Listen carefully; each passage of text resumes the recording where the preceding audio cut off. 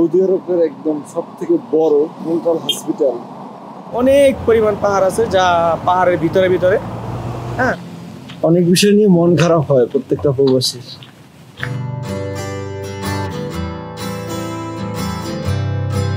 কত নিচে আমার কাছে পুরো সিটির ভিউটা দেখা যায়।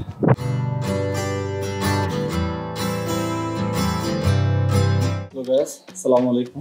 আজকের শনিবার, স্যাটারডে, আমাদের প্রতিবারের মতোই ছুটির দিন। এখন বিকাল 5:48 আর এখন আমরা বেরোবো আজকের তাইফের আশেপাশের জায়গায় ঘুরবো। তো চলেন দেখা যাক কোথায় কোথায় যাওয়া যায়। বিশেষ করে একটা জায়গা যাবো, এখানে একটা পাহাড় আছে, ওটার উপর থেকে পুরো তাইফের ভিউ দেখা যায়। ওর উপর যাবো, একটু ফ্রি রিল্যাক্স মাইন্ডে ঘুরবো। দীর্ঘ লম্বা একটা সময়, প্রায় 2 মাস পরে ফুল ছুটি পেলাম। তো চলেন, লেটস গো।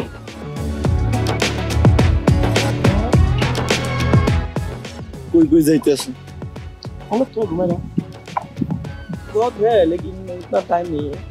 किधर किधर जाएगा? हम लोग थोड़ा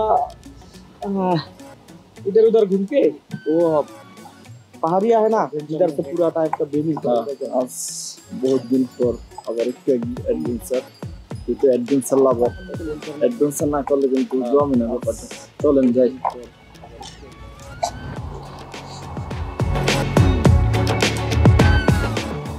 গাড়ির দরকার নাই, আমরা তো কিন্তু সেই ডিজের চিল রোডে আছে।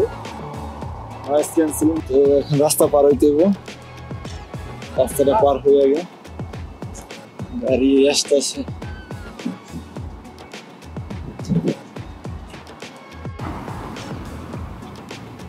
আকাশটা কি সুন্দর, মেঘলা মেঘাচ্ছন্ন। এটা একটা বড় মাঠ, প্লেগ্রাউন্ড বাচ্চাদের। উন্নত দেশের উন্নত চিন্তা ভাবনা, উন্নত কালচারাল। আর আমরা যেখান থেকে যাচ্ছি এখন, এটা হলো একটা বড় সৌদি আরবের একদম সব থেকে বড় মেন্টাল হসপিটাল, আরবিতে যেটার নাম মুস্তাশফা মাজনুন। আসলে এখনকার যে টাইম, এটা হচ্ছে সৌদিদের জন্য সকাল, অ্যাকচুয়ালি সকাল। কারণ কি, বাংলাদেশের আর সৌদির আবহাওয়ার কারণে এটা হচ্ছে সমস্যা। তো এখন থেকে হচ্ছে সৌদিদের মাত্র সকাল হয়েছে, তারা যাবে, বের হবে ঘর থেকে, বাসায় থাকে ম্যাক্সিমাম টাইম এই সময়ই তারা বের হয়ে ঘুরে। কারণ এদিকে আশেপাশে আমরা যে এরিয়াতে থাকি, তাইফ এরিয়া, এইখানে পাহাড় ছাড়া আর কিছুই নেই। অনেক পরিমাণ পাহাড় আছে যা পাহাড়ের ভিতরে ভিতরে। হ্যাঁ, পাহাড়ের ভিতরে ভিতরে জায়গা। তো ওই বিচ বলে এটাতে, মানে বিচের মতন মাঝখানে জায়গা। এই মাঝখানে জায়গাগুলোর মধ্যে তারা আসলে বৈশাখ সময় কাটায়, ফ্যামিলি নিয়ে আসে। আর আমরা হচ্ছে আজনাবি অ্যাকচুয়ালি, যেটা বলতে গেলে আমরা এখানে কাজের কারণে বের হওয়ার সময় পাই না। মাঝে মধ্যে এই যে এরকম ফাঁকে টাকে এরকম টাইম হয়ে যায় আর কি, টুকটাক। তো বের হয়ে যাই আমরা, তখন বের হয়ে একটু ঘুরি। তো এখন আশেপাশে অতটা লোক নেই, তবে কিছুক্ষণ পরে চারিদিকে অনেক লোকজন থাকে।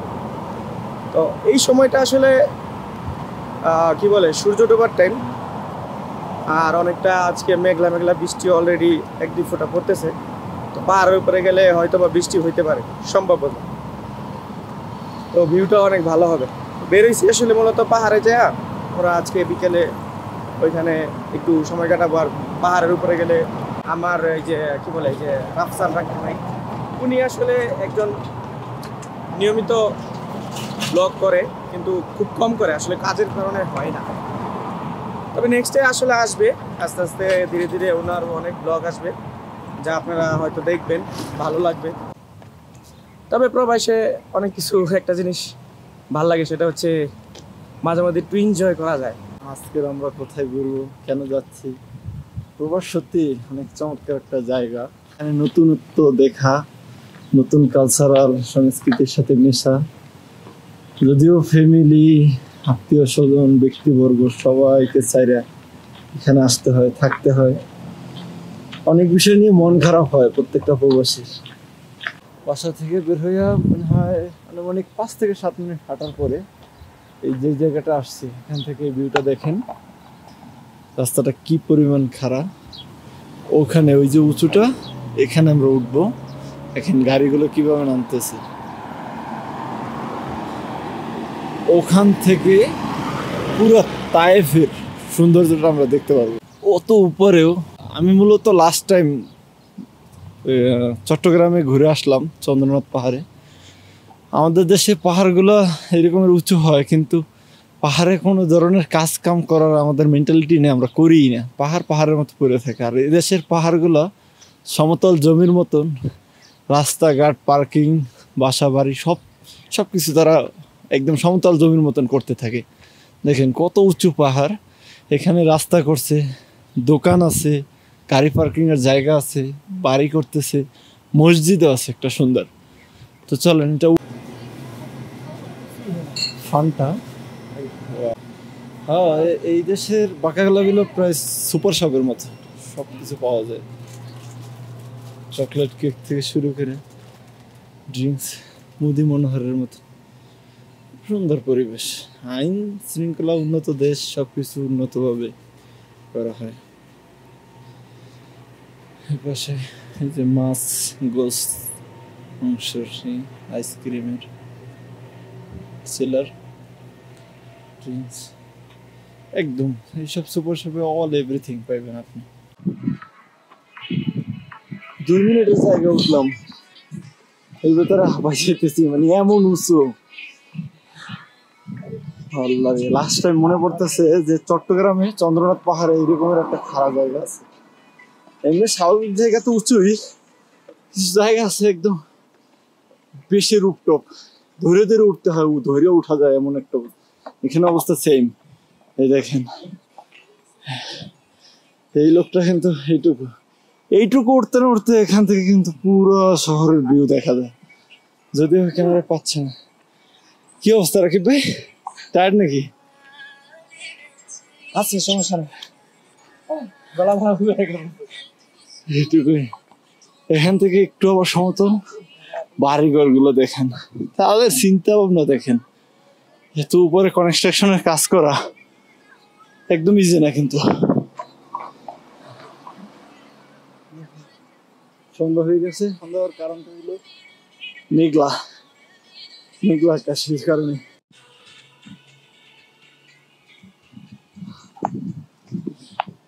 দেখেন কোন ধাপ থেকে কোথায় উঠতেছি। এই সামনে দেখেন। তবে মজার একটা বিষয় হলো, চমৎকার একটা জিনিস দেখেন, কি সুন্দর স্ট্রাকচার। এটা মোটি লাইটিং, সন্ধ্যা হওয়ার সাথে সাথে সুন্দর লাইটিং দিছে। এখানে স্বাভাবিক জায়গার মতো দেখেন মানুষের বাসা বাড়ি। একটা বাসা দেখেন দিছি।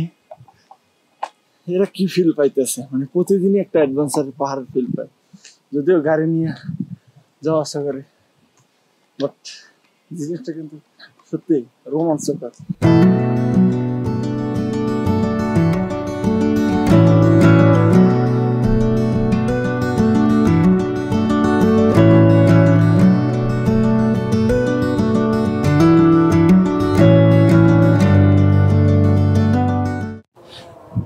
দেখেন আজান হতেছে, আর দেখেন রাস্তা কি উঁচু।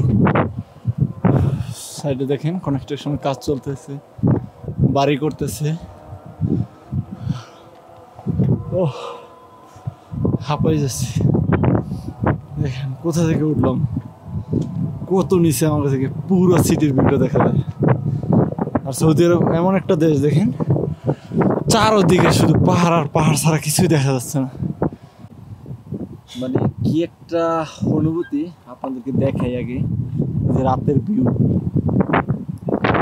কতটুকু আসতেছে জানি না। দেখেন পুরো শহরের ভিউটা দেখা যাইতেছে রাতের, শুধু বাতি আর বাতি, লাল নীল রঙে কি একটা চমৎকার। তো আমার পার্টনারও আছে, আমি ঠান্ডা একদম অতিষ্ঠ, কিন্তু আমার পার্টনার নাকি একদমই ঠান্ডা লাগতেছে না। আমরা ড্রিঙ্কস নিয়ে আসছিলাম, ফান্টা, খাচ্ছি, লম্বা একটা সময় যাই, সবকিছু আপনাদেরকে দেখাবো, শেয়ার করব। তো আসলে এগুলাই জীবনের অর্থবহ, মানে কিছু জিনিসের কোনো অর্থ হয় না, শব্দ হয় না, মন খারাপের কোনো কারণ হয় না, কিন্তু সেই সময় আপনি শুধু একান্তই প্রকৃতির সাথে মিশে যান, প্রকৃতির সাথে সময় দেন, এবং আমি আশা করতেছি সর্বোচ্চ যে আপনার একমাত্র শান্ত করতে এবং ভালো একটা মুড ফিলিং জন্ম দিতে। সেটাই অনেক খারাপ লাগতেছিল, ঝড় তুফান অনেক কিছুই গেছে, প্রতি সপ্তাহে প্রতি সময় আমাদের প্রবাসীদের সাথে অনেক কিছুই ঘটে, অনেক কিছুই রটে যায়, যেগুলো বিহাইন্ড দ্য সিনস এর মতো থাকে, হাইড থাকে। তো এরকম একটু ফিলিংস সময় কাটাতে পারলে সত্যি অনেক ভালো লাগবে।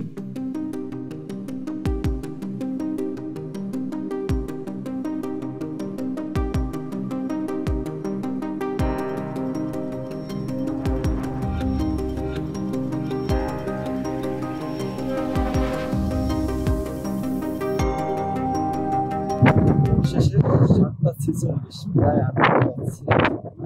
আমরা সেই বিকাল 5টার দিকে আসছিলাম সুন্দর সময় একাকিত্ব উপভোগ করার জন্য। এখন এশার আজান হচ্ছে, আমরা এই জায়গাটায় কাটানোর পরে আমরা যাচ্ছি। দেখেন রাতের ভিউটা, দেখেন এই যে আমরা এখান থেকে নেমে এখন যাব। তো চলে যাই।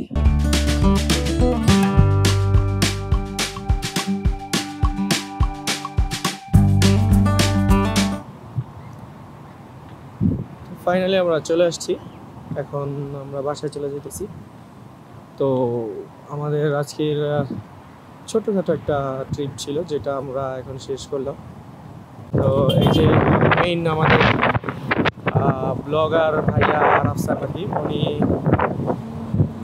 আপনাদের মাঝে আবার কোনো ভালো, এমনকি খুব এক্সপেন্সিভ কিছু নিয়ে আসবে। আমাদের সুন্দর সুন্দর ভিডিও আসবে, ঠিক আছে। বিশেষ করে আমরা মক্কা, আমরা মদিনা যাবো, রাসূলের রওজা ঘুরবো, ইনশাআল্লাহ আপনাদেরকে দেখানোর চেষ্টা করবো সাধ্য অনুযায়ী। আমরা মেবি দ্বিতীয় রমজান, এটা মার্চ মাসের 2 তারিখে আমাদের যাত্রা শুরু হবে। সকাল দিকে ডিউটি শেষ করে এসে দ্বিতীয় রমজানের রোজা রেখে আমরা রওনা দিব। দ্বিতীয় এবং তৃতীয় 2 দিন আমরা পুরো জার্নি করব, উমরা করব, প্লাস রাসূলের রওজায় যাব, রওজা দেখব মদিনায়, তারপরে ব্যাক করব ইনশাআল্লাহ। প্রবাসে একটা শান্তি আছে, ওটা হলো কেউ এই জায়গায় কিছু বলার নাই, এটাই শান্তি। কেউ কিছু বলবে না, কই যাই, কি খাই, কি করতেছি, কেউ কিছু বলবে না যখন যা। তো আমরা বাসায় চলে আসছি, এই যে আমাদের ছোট্ট একটা বাসা, এটার মধ্যে আমরা থাকি। সবাই ভালো থাকবেন। হ্যাঁ, আসসালামু আলাইকুম।